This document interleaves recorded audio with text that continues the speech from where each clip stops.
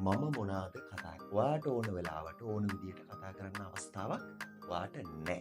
දේවල් තුනක් ඔයා ළඟම තියෙනවා. මට කීකරු හඬ පාවිච්චි කරලා මං ඔයාට sannivedanaya කරනවා. මොකද්ද ඔයාගේ බලපෑම? අපේ හඬ අපිට අවනත නැත්නම් උදේ නැගිටපු වෙලාවේ ඉඳන් ආය රෑ නිින්දට යනකම්ම ඔයා ඔයත් එක්ක කතා කරනවා. ඔන්න මම පටන් අරගෙන වචන දෙකයි කතා කරන්නේ. හිතන්න පුද්ගලයෙක් කතා කරන්න පටන් ගත්ත ගමන් ඒ වගේ ප්‍රතිචාරයක් ආවට පස්සේ ඒ පුද්ගලයා කොච්චර අසරණද?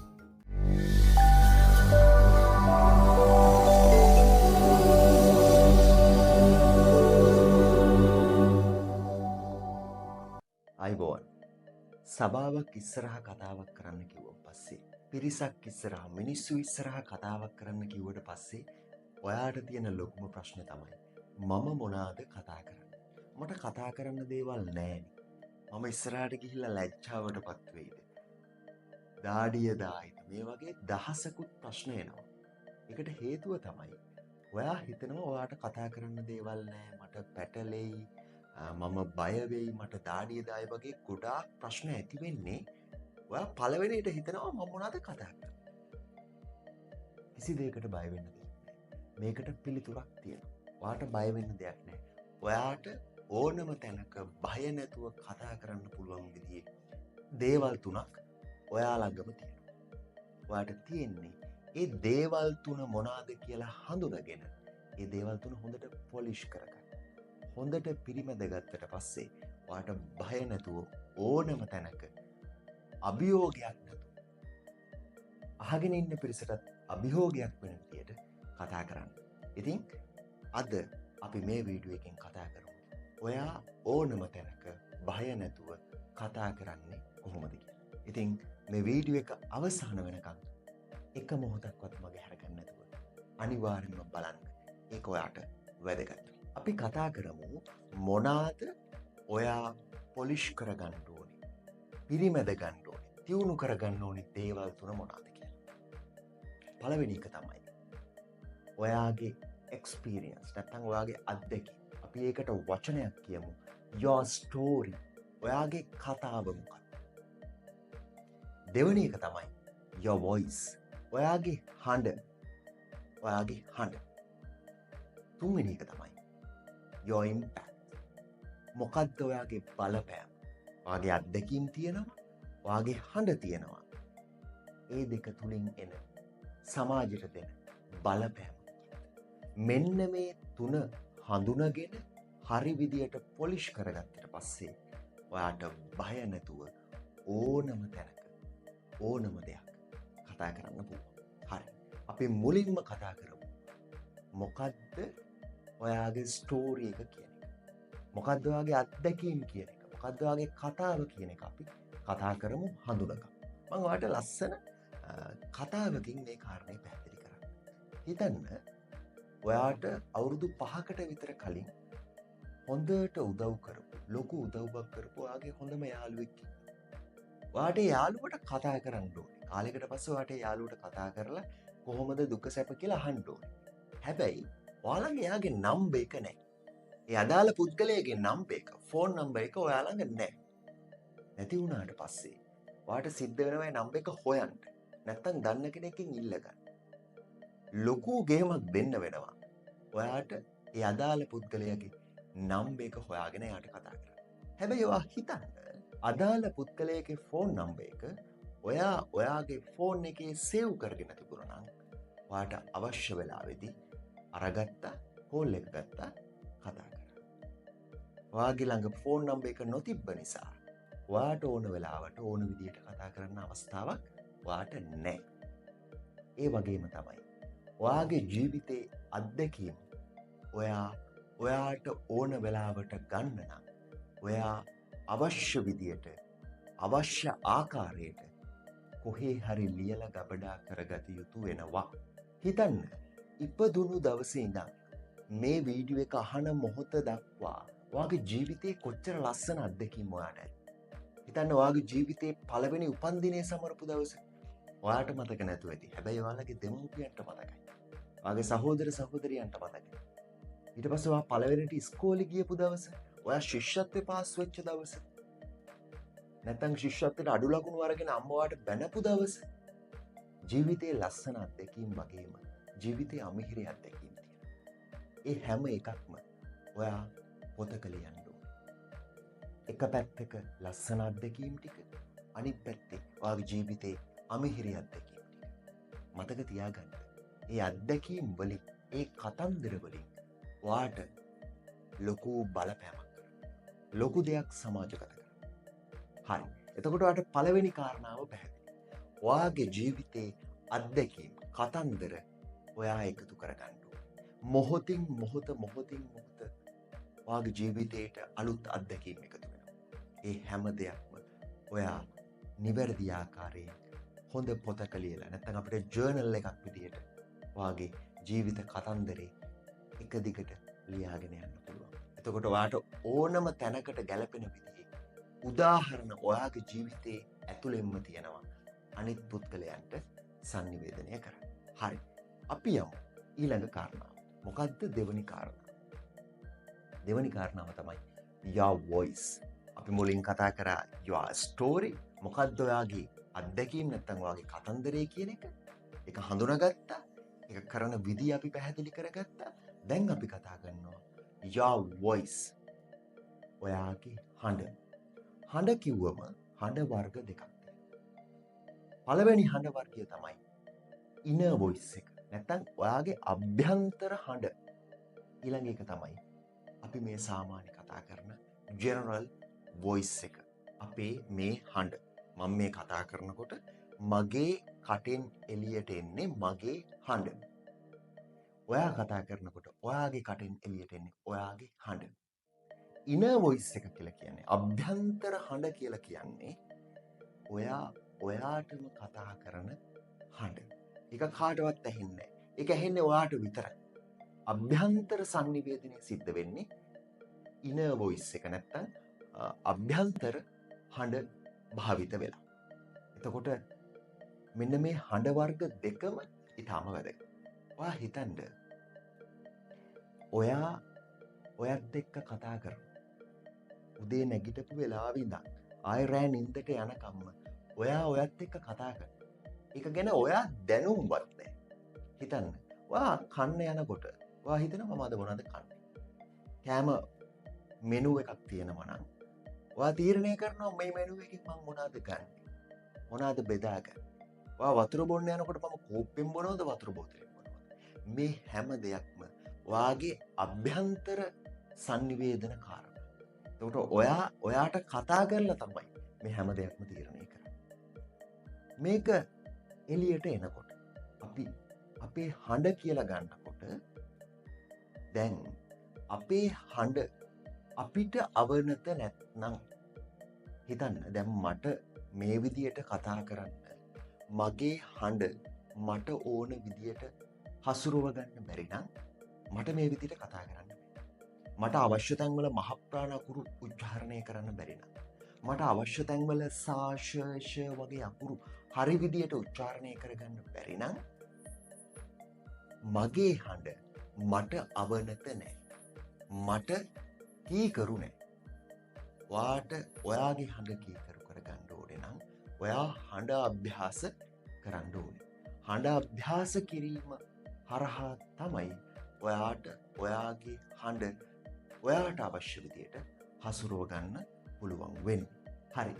මේ වෙනකොට ඔයා කාරණා දෙකක් අවබෝධ කරගෙන තියෙනවා, පැහැදිලි කරගෙන තියෙනවා. පළවෙනි කාරණාව තමයි your story. මොකක්ද ඔයාගේ කතන්දරේ? මොකක්ද ඔයාගේ අත්දැකීම්? ඊට පස්සේ your voice. වාට අභ්‍යන්තර හඬක් තියෙනවා සහ බාහිර හඬක් තියෙනවා.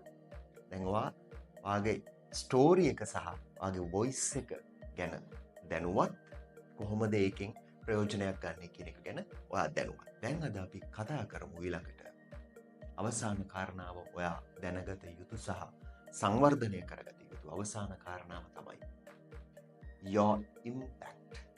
ඔයාගේ අත්දැකීම්, ඔයාගේ හඬ භාවිත කරලා කොහොමද සමාජයට බලපෑමක් කරන්නේ? කොහොමද සමාජයට බලපෑමක් කරන්නේ? ඔයා හිතන්න, ඔයාගේ අත්දැකීම්, ඔයාගේ හඬ පාවිච්චි කරලා කෙනෙක්ව හිනස්සවන්න පුළුවන්. කෙනෙක්ව හඬවන්න පුළුවන්. කෙනෙක්ව දිරිගන්වන්න පුළුවන්. කෙනෙක්ව යහපත් මාර්ගයකට යොමු කරන්න පුළුවන්. කෙනෙක්ගේ ජීවිතයම වෙනස් කරවන්න. කෙනෙක්ට චූටි සහනයක් වෙන්න පුළුවන්. කෙනෙක්ට තව අඩියක් ඉදිරියට යන්න අත්වලක් වෙන්න. ඔයා තීරණය කරන්න ඕනේ. ඔයාගේ බලපෑම සමාජගත කරන්නේ මොන විදියටද? තව කෙනෙක්ට ජීවිතේ ගොඩ යන්න බැරි විදියටද? එහෙමත් නැත්නම් තව කෙනෙක්ට යහපතක් වෙන විදියට. ඉතින් මම ඔයාට හරි ලස්සන කතාවක් කියන්නම් මගේ ජීවිතයට සම්බන්ධ වෙච්ච කතාවක්. 2022 වගේ මට අවස්ථාවක් ලැබෙනවා නාස් ඩේලි කියන YouTube නාලිකාව කරන ඔහු ව්‍යවසායකයෙක්, ඔහු කන්ටෙන්ට් ක්‍රියේටර් කෙනෙක්. ඔබ දන්නවා මේ කවුද කියලා. නාස් ඩේලි කියන YouTube නාලිකාව කරන ඔහු මේ වෙනකොට ලොකු ව්‍යාපාරිකයෙක්. නසීර් යසීන් කියන පුද්ගලයා හම්බෙලා ඔහුත් එක්ක වැඩමුළුවකට සම්බන්ධ වෙන්න මට අවස්ථාව ලැබෙනවා. මේ අවස්ථාව ලෝකෙින්ම හම්බුනේ 60 දෙනෙක්ට විතරයි. ආයුධම්පත් කැඳවලා තෝරා ගැනීමකින් පස්සේ තමයි ඔවුන් මේ 60 දෙනාට අවස්ථාව දෙන්නේ. සමහර විට අහලා ඇති හැකතන් කියලා. එදාම ඒ වැඩමුළුව අවසානයේදීම ඒ ඔවුන්ගේ ආයතනයට වැඩ කරවන්න බඳවා ගන්න ක්‍රියාපටිපාටියක් තියෙනවා. මේකට ඉංග්‍රීසි භාෂාවෙන් කියනම හැකතන්. එතකොට මට අවස්ථාව ලැබෙනවා. මාත් එක්ක තව 59 දෙනෙක්ට අවස්ථාව ලැබෙනවා මේ හැකතන් එකට සම්බන්ධ. එතකොට මේ හැකතන් එකේ හිටියා ඇමරිකාවෙන්, ප්‍රංශෙන්, ජර්මනියෙන්, පිලිපීන්, ඉන්දියා, පාකිස්තාන්, බංග්ලාදේශ මේ විවිධ රටවලින් සම්බන්ධ වුණු 60 දෙනෙක් හිටියා ඔක්කොම පුද්ගලයන්. මෙන්න මේ හැකතන් එකේදී මේ වැඩමුළුවේදී අපිට සිද්ධ වුණා ප්‍රසන්ටේෂන් එකක් හදලා ඒක ඉංග්‍රීසි භාෂාවෙන් හරිම සිත්ගන්නා සුළු ආකාරයට නසීර් ඉස්සරහ අපිට ප්‍රසන්ට් කරන්න වුණා. අපිට ඉදිරිපත් කිරීමක් කරන්න සිද්ධ වුණා. ඉතින් ඇමරිකාවේ යාළුවෝ, බංගලාදේශ, ඉන්දියාවේ, පිලිපීන මේ යාළුවෝ ඉන්නවනේ. දැන් අනිත් කීප දෙනා ඉන්නවනේ. එයාලා ලස්සනට ඉංග්‍රීසි භාෂාව හසුරවලා තමන්ගේ ඉදිරිපත් කිරීම කරනවා. දැන් ඔන්න මගේ අවස්ථාව ලැබෙනවා. මම මේ කියන්නේ 2021-22 කාලය තුළ වෙච්ච කතන්දරයක්. දැන් මගේ අවස්ථාව ඉදිරිපත් වුණ ගමන් එකක් තමයි යොන් දෙනවා මගේ බය කියන එක එනවා. මොකද මම කතා කරන්නේ සිංහල භාෂාවෙන් නෙමෙයි. මම කතා කරන්නේ ඉංග්‍රීසි භාෂාවෙන්. දැන් මම මේක සිත් ගන්නා සුළු ආකාරයෙන් කරන්න ඕනේ. කොහොමද නිකන් හරියට නසීර් කරනවා වගේ නාස් ඩේලි YouTube නාලිකාවේ නසීර් කරනවා වගේ මම මේක සිත් ගන්නා සුළු ආකාරයෙන් කරන්න ඕනේ ඉංග්‍රීසි භාෂාව. මට පුළුවන්. ඔන්න මම පටන් අරගෙන වචන දෙකයි කතා කරන්නේ. නසීර් කියනවා ආම්බෝ මට හරි කම්මැලි ඔයාගේ කතාව අහගෙන ඉන්න කියලා මම කතා කරන්න පටන් අරගෙන වචන දෙකයි කතා කරේ. නසීර් එහෙම කියනවා. හිතන්න පුද්ගලයෙක් කතා කරන්න පටන් ගත්ත ගමන් ඒ වගේ ප්‍රතිචාරයක් ආවට පස්සේ ඒ පුද්ගලයා කොච්චර අසරණද? මම අසරණ වුණේ නැහැ. මට ඒ දවස්වල ඉංග්‍රීසි භාෂාව පිළිබඳ ලොකු ප්‍රවීණත්වයක්. මට මේ සිංහල කතා කරනවා වගේ ඉංග්‍රීසි භාෂාව හැසිරවීමේ ලොකු අවස්ථාවක් තිබුණේ නැහැ. දැනුමක් තිබුණේ නැහැ. නමුත් මම පුළුවන් විදිහට මගේ උපරිම දැනුම පාවිච්චි කරලා මම මගේ ප්‍රසන්ටේෂන් එක කරා.